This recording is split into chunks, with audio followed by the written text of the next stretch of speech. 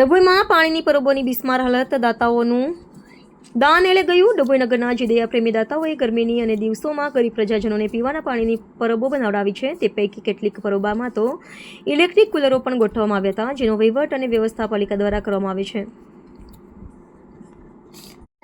પણ આ પરબોની સફાઈ કરવામાં આવતી નથી, જેનો વહીવટ અને વ્યવસ્થા પાલિકા દ્વારા કરવામાં આવે છે. પણ આ પરબોની સફાઈ કરવામાં જ નથી આવતી, તો કેટલીક પરબોના બંધ થવાને આરે છે.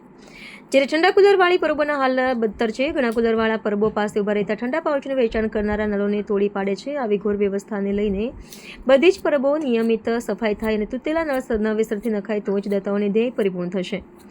આ પ્રણાલીને ડભોઈ જે આજુબાજુના 3 તાલુકાના 400 ઉપરાંત નાના મોટા ગામના રહીશોના રોજિંદા જીવન વ્યવહાર સાથે ડભોઈ નગરને સંકળાયેલા છે. નગરમાં આવતા બહારના કે ગામના રહીશો પીવાના પાણીની તકલીફ ન પડે તે માટે પાણીની પરબનું લોકાર્પણ કર્યું હતું.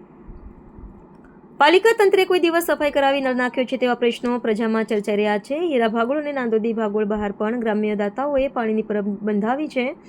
ડભોઈના ભરચક વિસ્તાર ટાવર પાસે મહાલક્ષ્મી બેંકના સહયોગથી વોટર કુલર સાથે પીવાના પાણીની પરબો બનાવી છે. તેનો વહીવટ નગરપાલિકાને વર્ષોથી સુપ્રત કર્યો છે.